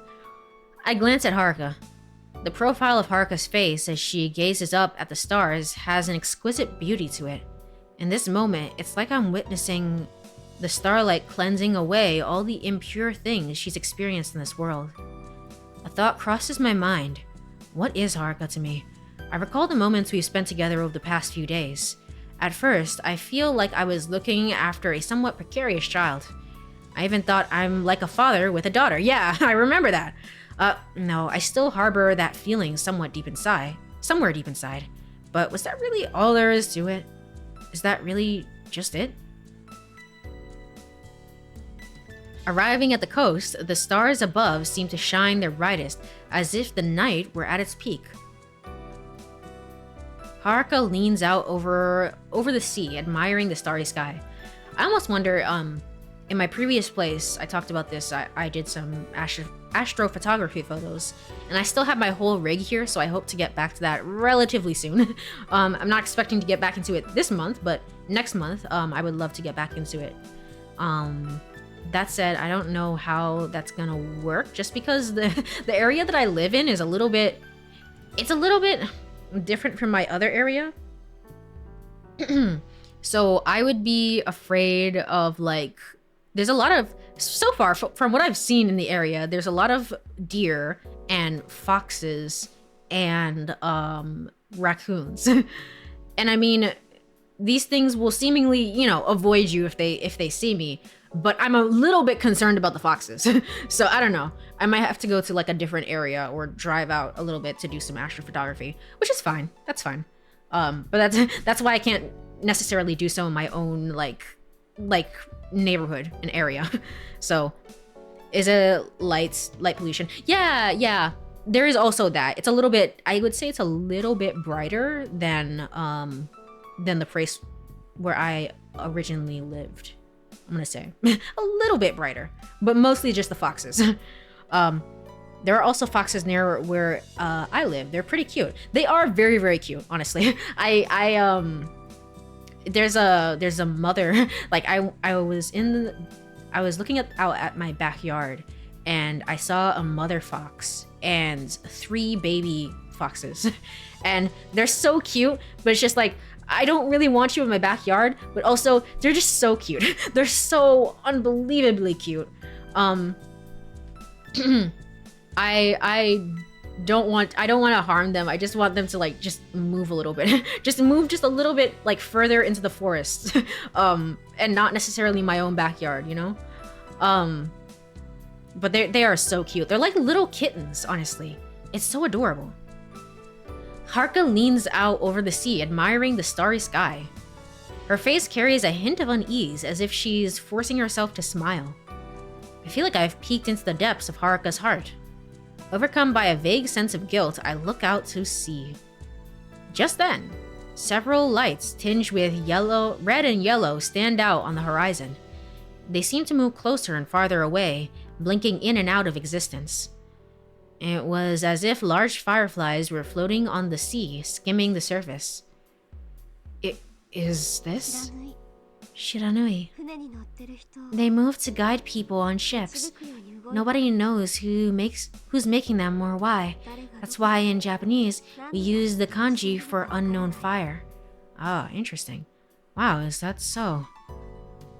But if I remember right, Shiranui is a phenomenon where the light from the land is abnormally refracted by cold air near the water's surface, which creates all sorts of shapes.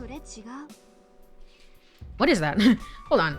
If I look this up, am I gonna see something about this? Shiranui. Optical phenomenon. Unknown fire. Is an atmospheric ghost light told about in Kyushu. Said to appear on days of noon moon, such as the Kajitsu, 29th or the 30th day. Interesting. Where the wind is weak. Huh. I'm honestly gonna read about this later. That's kind of interesting. Is it like will-o-wisp? I guess?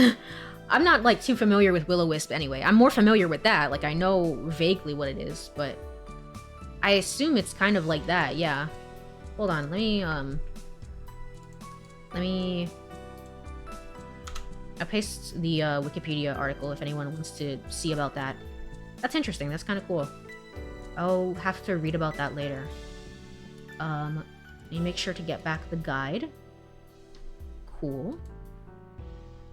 Alright, neat. I feel like I've gotten too sidetracked. Yes, Haruka, you're telling me something awesome and cool, neat. Continue. No, you're wrong. Wrong? You know what Shiranui really is, right? You're smarter than I am and all that. You're wrong. Haruka, being smart or not, that doesn't matter. Unknown fire. Yeah, that's a cool name. You're wrong about that. No one knows what makes Shiranui. No one knows. No one can know. I see. It's the unknown fire. Yes, that's why it's the unknown fire. Cool and clear. That's how I feel. Haruka has something unique to her that ordinary people don't. And that's what I believe, even though I don't know how it relates to her being a clone. Haruka is from some distant world for sure. 9:37 a.m. Makoto. Makoto. A voice calls out to me. Who is it? Is this voice Haruka's? Makoto. Makoto. Let me sleep a little longer. I went to bed late last night. I turn over, resisting waking up. Hey, Makoto. Makoto, wake up! Wake the frig up! Haruka grabs my shoulders, shakes me. Got it. I'll get up. I'll get up. How did we go back? But, wow. When I sit up and open my eyes, I see Haruka's face. What was that sound? Yeah, that was because Haruka and Kurumi share the same voice actor. So it kind of went into Kurumi territory there for a little bit. We bumped heads pretty good. Stars danced before my eyes. Ow. Haruka also rubs her forehead, a grimace on her face. What are you doing, Haruka? Makoto, you just wouldn't wake up. No, I mean, why was your face there when I opened my eyes? Have you ever read Sleeping Beauty? Oh, great. I love Disney. I love the deep, dark origins of Disney films and how they're all lies. Have you ever read Sleeping Beauty? Well, maybe once. It's a grim fairy tale, right? I haven't read it, but I've seen it in a picture book. I vaguely remember. Grimm wrote Briar Rose. Sleeping Beauty is by Perrault. Is that so? It's the same story, though. Why'd she have to mention it? There was a princess who slept for hundreds of years, right? Yeah, that's right. And to wake her up, a prince comes and... Oh, hey, Juicy! Hello, hello, welcome on in, Raiders. How are you guys doing? Hello, Juicy, how's your stream? I think you were playing Marvel Rivals? Was that what I saw on the schedule? I might be wrong about that. I might be completely wrong about that, but welcome on in. Welcome, I'm Courie Cosmos. I'm the messenger of the galaxy and multiverses and all that good stuff. I stream story-based games, mostly. So right now I'm playing Never 7. I'm pretty early on into the Haruka route, and we're gonna see how we save people from looping over and over and over again. So, yippee! Yahoo! Elden Ring tonight. Oh, okay, cool. Thank you so much for the follow. Hiraith Mushroom. Thank you so much. I also need to hold on, before I forget. I'm very bad at like interacting with Twitch stuff that is there. Hold on, I can do this. Wait, no, I was about to raid to your channel. No. Shout out, new username. Okay, we can do this. Amazing. Awesome. Cool. Yay. Alright, cool. Don't do that. I know there's a way to make a bot shout out command. Yeah, there is actually. Yeah, there is. Because Saruka has that set up, I believe. I have to go look into that. But yes, at the very least, I remember this time. Yippee.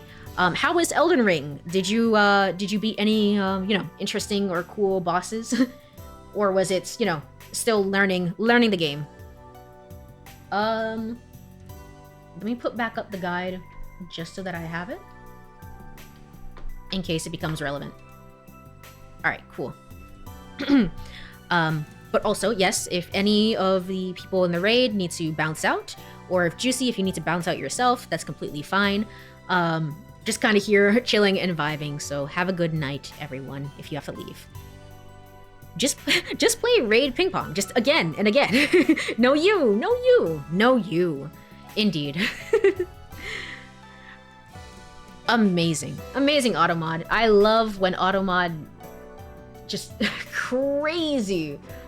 All right, held a message for reason sex-based terms. Cool, awesome.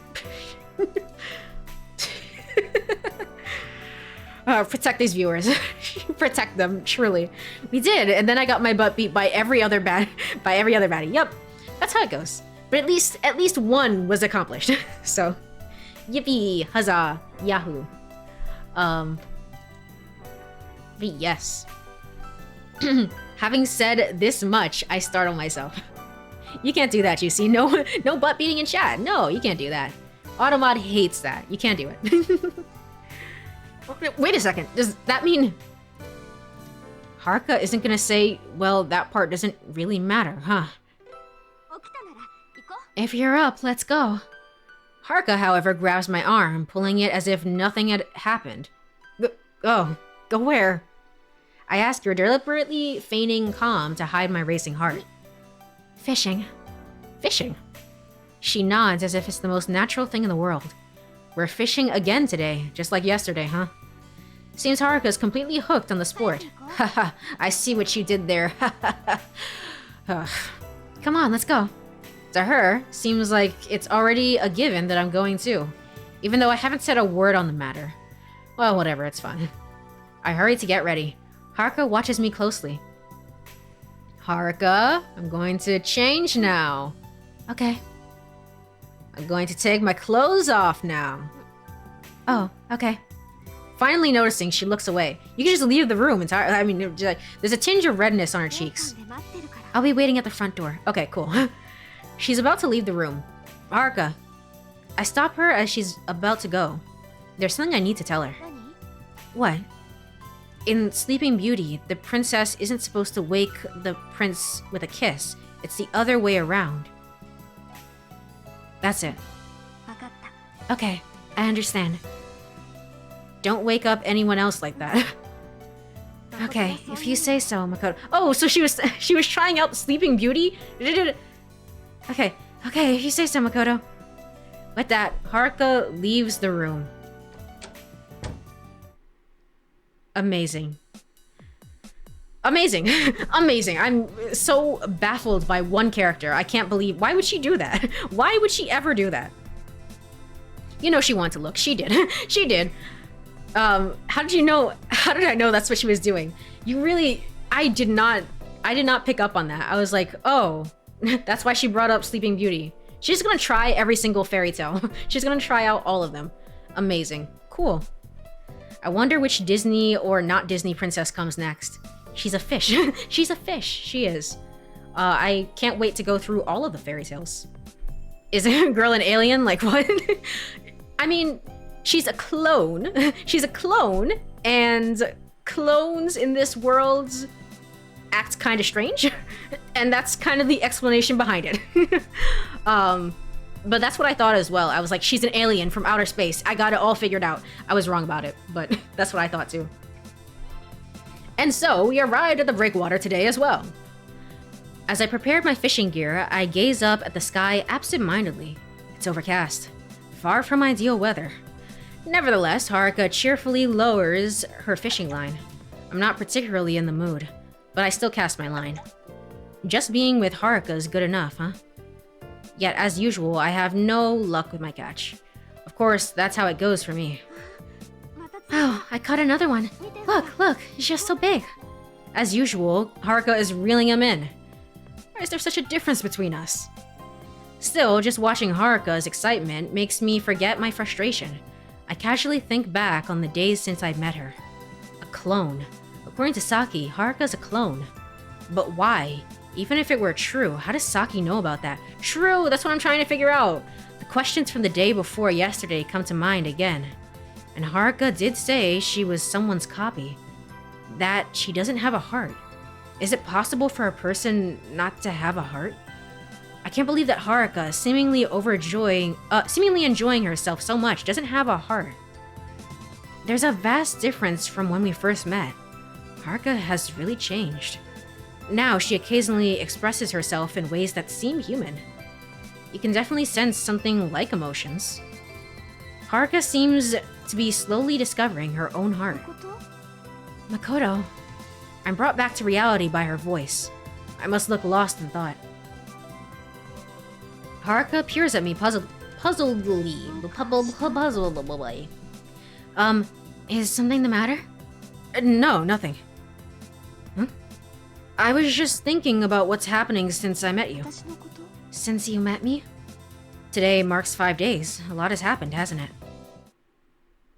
It really has been 5 days. I haven't even thought about that. Once you, when I was playing through it the first time, those 5 days felt like they passed very, very slowly. But now that I'm skipping through, like, dialogue I've already seen, it feels like they passed by really quickly. Haruka? She's number 672. She's number 428. That's what it is.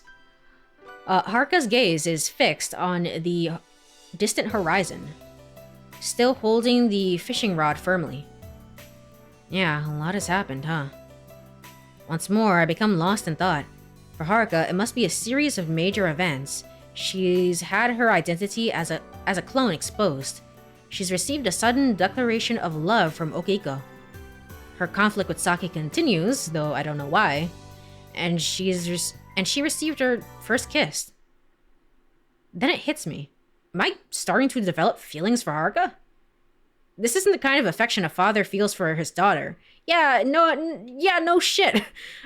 But rather, genuine feelings for a woman. Yeah, I don't, why'd you jump to the first thing? That was kind of weird of you, man. But Haruka, I wonder how she thinks of me.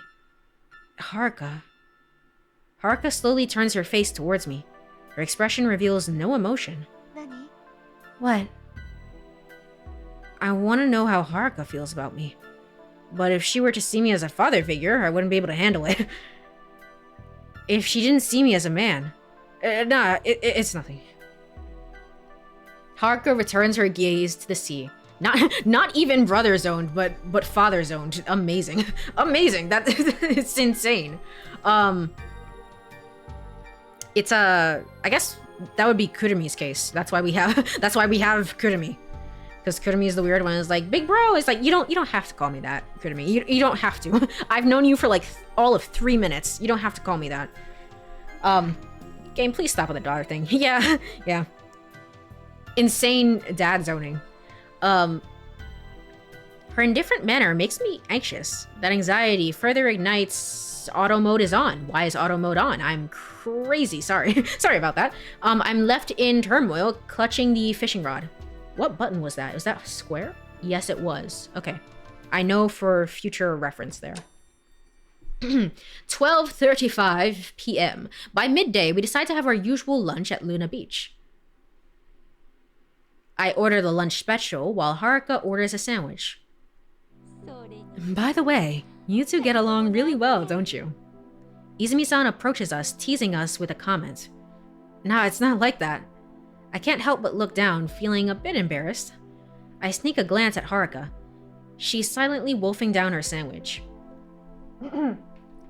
Despite being a light eater, she really has an appetite. But really, Haruka-chan, this is like the 3rd day in a row you've gone fishing. I'm amazed you haven't gotten bored. I like fishing. It's her usual blunt manner. Come on now, no need to be so unfriendly. Well, I guess for Haruka, it's her usual self. Yet, I couldn't help but feel that her attitude toward Izumi-san is particularly unfriendly, even though she's always like this.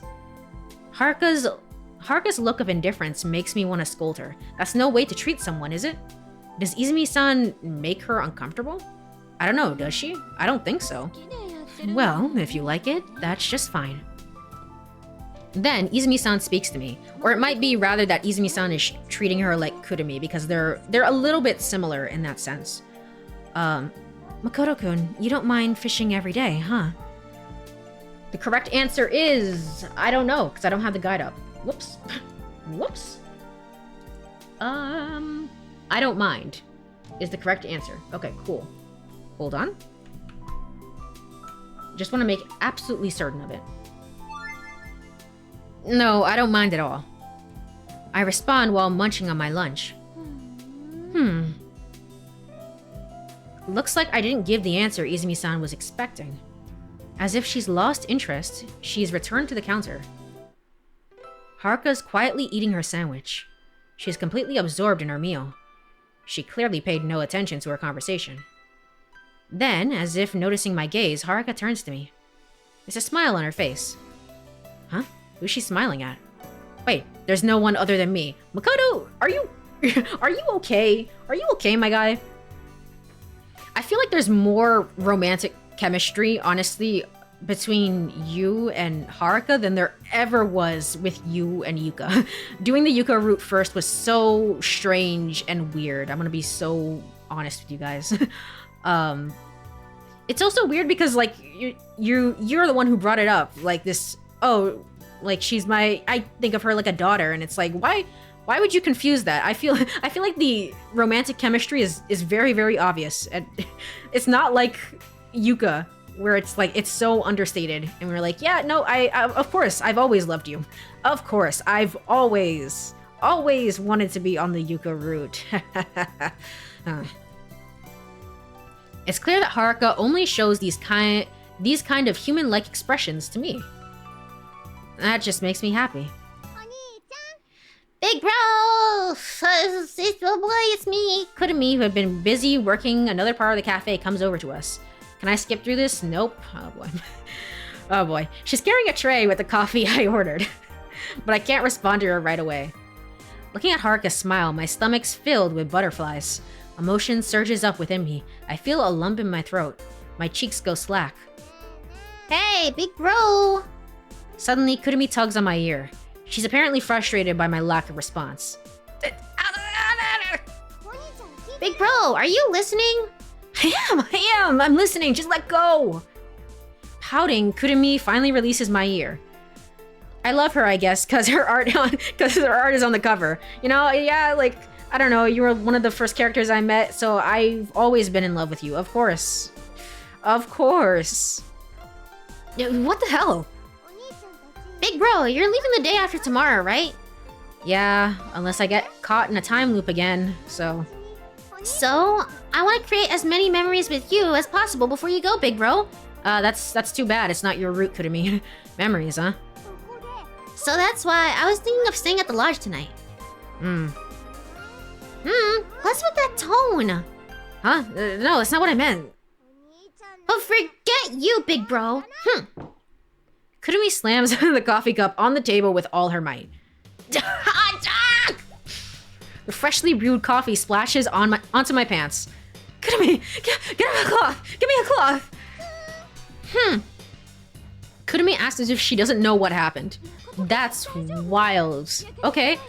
Makoto-kun, are you alright? Did you get burned? Izumi-san rushes over to me. She swiftly hands me a cloth. Pat pat, white wipe. That damn Kurumi. Then Haruka suddenly stands. She turns away from Kurumi and Izumi-san, quickly heading outside the cafe. Huh? I nod politely to Izumi-san, following Haruka out. Kurumi. What do you mean, Kurumi? Kurumi seemed to be having fun. Huh? What are you talking about? She was totally furious, wasn't she? No, not that. Before that. Before that? Kurumi's always been so bright. She's a nice girl. Well, she's bright, I'll give her that. But is she really nice? Define nice.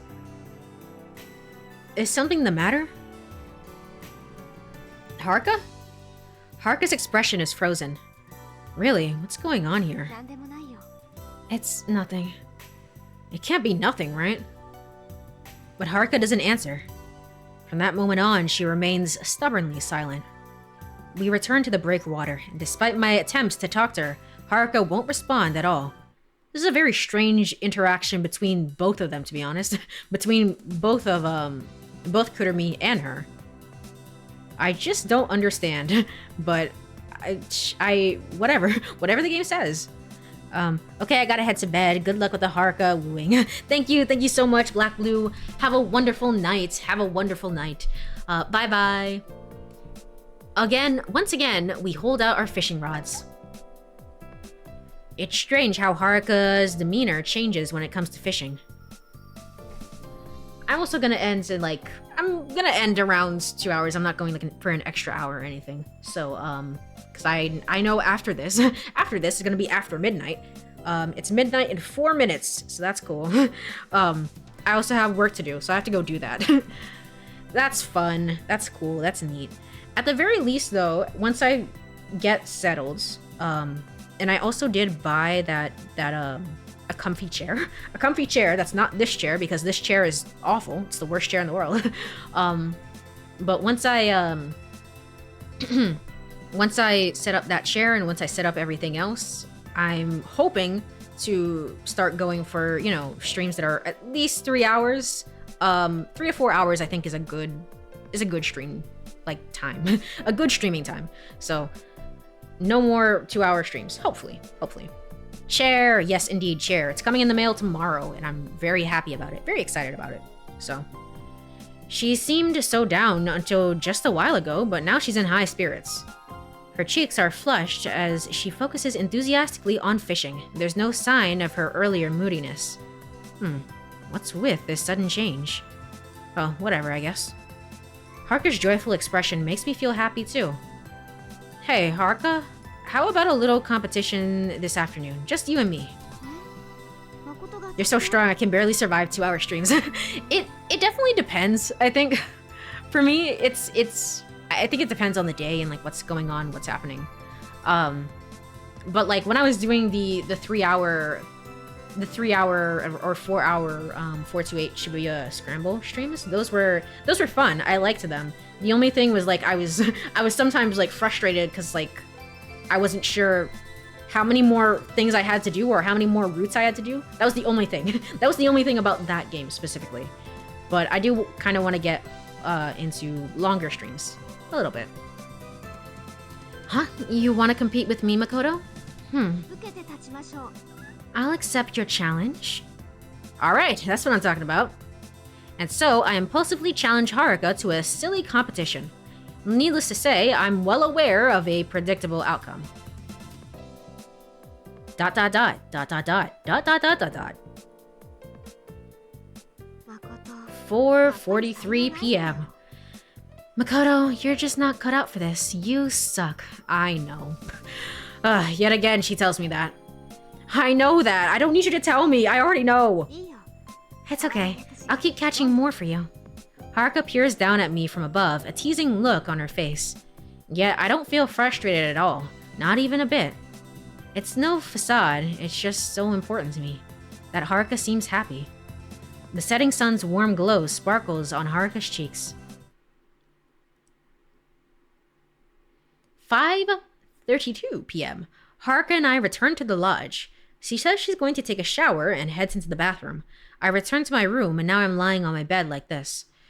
These past 5 days of retreat, it's been quite the adventure. As I calmly close my eyes, memories began to resurface like a fast-moving film reel. Because I don't have one. I don't understand. Where are we? These are like actual places in which she said these things to us, and yet, where are we? Because I don't have one. I don't have a heart. I don't have a heart, so I don't understand. Then, why do people kiss? Well, I definitely think it's to express their affection, to make sure of each other's feelings. Make sure of each other's feelings. Then, kiss me. Kiss me. Don't come near me. What? Stay away! I have nothing to do with you, clone! You clone! I'm gonna have a lot of fun saying that on the Saki route. You clone! Will you always help me? Will you protect me? Actually, let's change the subject. No more of that. I surprised you, right? Sorry, I said something all heavy. It's fine, it's fine. I have to figure things out for myself. No, you're wrong. You're wrong about that. No one knows what makes Shiranui. No one knows. No one can know. Yes, so it's the unknown fire. Makoto, you're just not cut out for this. It's okay, I'll keep catching more for you. It's a pet peeve of mine in video games when they flash back to something that literally happened 5 minutes ago. We've been getting all of our memories of her from the past week, so that's fine. That's whatever. But it's a pet peeve of mine. It's like, yeah, this scene literally happened like 5 minutes ago. We don't need a flashback of it. What are you talking about? That's the last one that happened. So she had an operation or something. Haruka is a clone of somebody else who is presumably dead. So, not an operation, but instead just remade again. But they're two different people at that point. They just have like similar genetics. Since entering college, I've been living a lazy, uneventful life. All these experiences are so precious to me. Come to think of it, what was the purpose of this retreat again? I know, there's no purpose. There's no purpose at all. If there's any, it's solely to deepen the camaraderie among the team members. I recall Okiko saying something like that. The purpose should not be disclosed until the final day of the retreat. That's odd. Yuka never told us what the point of it was. Huh. And Yuka had said this. But such things no longer matter. I hate it in shows. Yeah. Especially like 20-30 minute episodes. Yeah, it really does feel like it's like doubting your attention span. It's like, did you know that this thing happened? Let me flash back to it. It's like, it happened 5 minutes ago. Of course I know. Haruka. At this retreat, I got to know Haruka. That alone is enough. The retreat will end the day after tomorrow, not unless we're in a time loop. On the afternoon of the 7th, we'll have to leave this place. Then we'll return to our usual lives. Our usual lives. What is my usual life? Is it that empty life of mine? Thinking so, I can't help but feel depressed. I've started to wish that this life would last forever. Yuka's here, Saki, Kurumi, Izumi-san, and even Okiko. I mean, you don't like Saki. You don't like Saki, and you also don't like Okiko. This is a strange thing. And Haruka's here too. I feel a boundless attachment to these 5 dramatic days that have passed us by. I want to chase after this over and over for as long as possible. Everyone's a clone, and this week is a test to find out who can pass for a human. That's what I thought. That was one of my theories in the first run of the game. Well, it wasn't exactly that, but it was kind of similar, where it was like some of us are clones, some of us are humans. Find out which is which. And I was like, yeah, that has to be it. I think not, but I'm guessing that. I mean, Haruka is definitely confirmed a clone, but Kurumi also has to be one because something's a little bit weird about what Izumi had said. I want to chase after this over and over for as long as possible, forever. 8:39 p.m.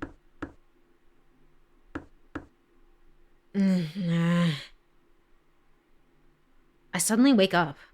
It seems like I fell asleep at some point. What is it? I call out as I sit up and the door opens. Haruka's standing there. She's looking straight at me. What's wrong? Do you have something to do? Outside. Do you want to go outside? Outside? You mean like a walk? Haruka nods slightly. Why? A walk's cool. Upon hearing my answer, Haruka smiles. She was just completely silent until I said yes. Okay, cool. The reason doesn't matter. Anything's fine as long as I can be with Haruka. 8:52 p.m. Haruka and I slowly descend the hill. The atmosphere changes a lot when the weather is different. The ground, which usually feels somehow warm, now feels cool, like it's a winter night. If it were a bit colder, it feels like it might frost over. We silently walk towards the coastline. Let's go all the way to Himegahama tonight. That's my plan. When we left the lodge, Haruka had murmured that she wanted to see the sea up close. Oh, did Kurumi end up staying over again? Or maybe she didn't. Huh, I don't know what happened there. Okay, whatever. Don't think we'll see any stars tonight. Nor Shiranui, as there's no temperature difference between the land and sea. No, we actually don't know. That's what makes Shiranui. I think it's a... Is it a wordplay thing? Cause... Wait, before I say anything, hold on.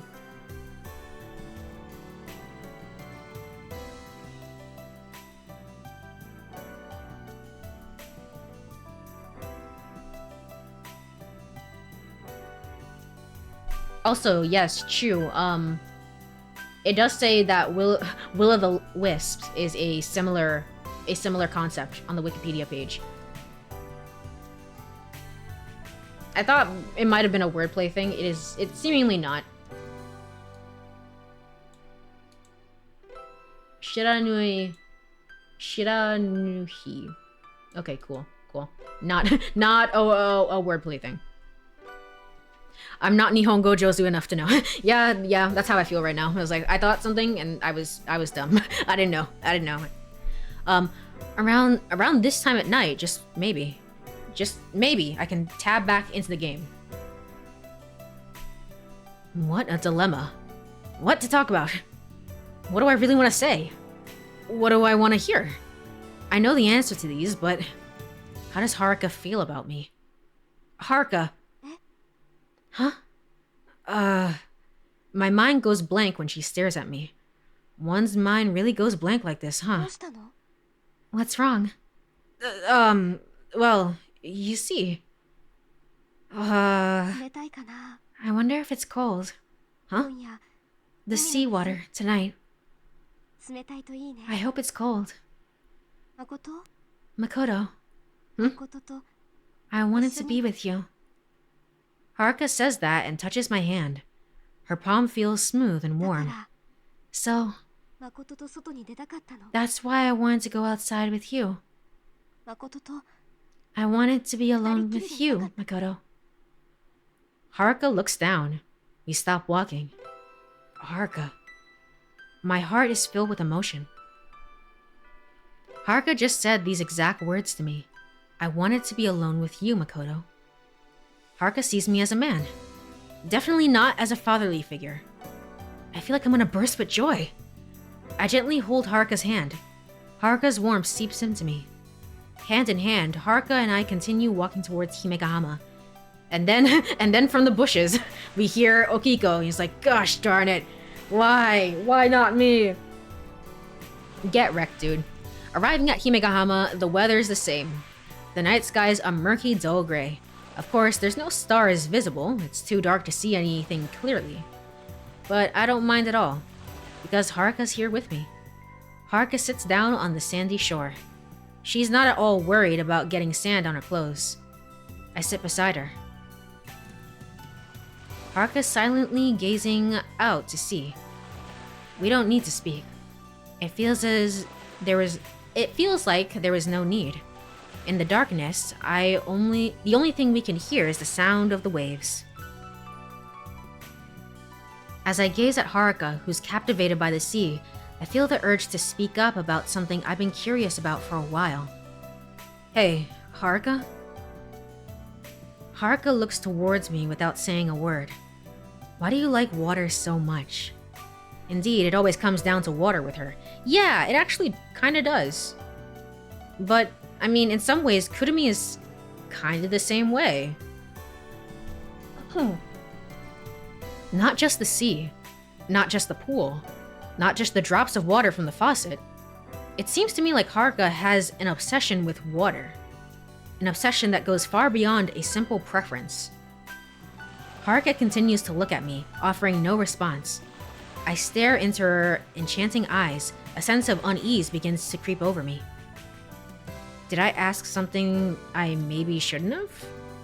Haruka keeps her gaze locked on me. I mean, if you don't want to answer, it's totally cool. I say, unable to bear her silence any longer. Haruka returns her gaze to the sea. Oh, cool. that was a great conversation. Nice chats. ... 9:29 p.m. As time passes and I can't tell how long it's been. The cloning process? Maybe? I don't know. The game will tell us eventually. Yeah, the game will maybe tell us in the Izumi route. I'm imagining that's where we're going to learn about the specifics of, like, clone science, and that's how things work. Or maybe we'll never learn about it. I don't know. Who can say? We sit there on the sandy shore, silently gazing at the water. I'm cold. Haruka's small voice reaches my ear. For sure. It's pretty cold today. Besides, it's night, and we're next to the sea. Staying here would definitely make one cold. Yet Haruka shows no intention of returning to the lodge. I take off my jacket. It's what a guy should do. I place it around Haruka's shoulders. She seems surprised, and grabs the edges of my jacket. But now you'll get cold, Makoto. Haruka attempts to remove it, but I stay her hand. Makoto? It's fine. I shake my head. I'm actually kinda hot. Besides, I wrap my arm around Haruka's shoulder, drawing her close. Like more romantic scenes than we ever had with Yuka. Like, it is baffling, insane that the game honestly made me believe that, like, yep, this is just the romance. Of course, you're in love with Yuka, right? No, I wasn't. I really wasn't. If we're like this, we won't feel the cold. Huka? Who? Huh? Yuka? That doesn't sound familiar. That doesn't sound familiar to me. Right? Haruka gives a small, reserved nod, the sound of the waves breaking on the shore. As we listen to the gentle melody, we get even closer. Time passes leisurely, peacefully. And eventually, we're gently lured into a peaceful slumber. I could never fall asleep there on the beach like that. At least give me a sleeping bag. I don't know, a blanket. I guess I could use the jacket as a blanket. It's chilly. Yeah, because you gave away your jacket. You could have just ran back and come back. I don't know. And something feels cold. Oh, we're in the rain. Well, that's not good. That's very, very bad, actually. All right. Well, I guess now is a great time with no music. Oh, the music. Oh, interesting. This is like it pauses the audio as well. Anyway, we can overwrite this. Non-existent choices. Wow, amazing. Yes, I think now is a good time to end stream for today. Let me go ahead and see if anyone is online to raid. Who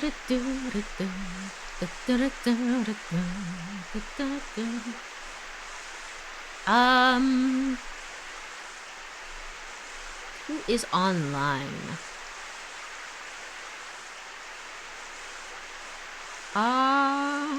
Raid Juicy, of course. Yeah, let's go raid Juicy. No.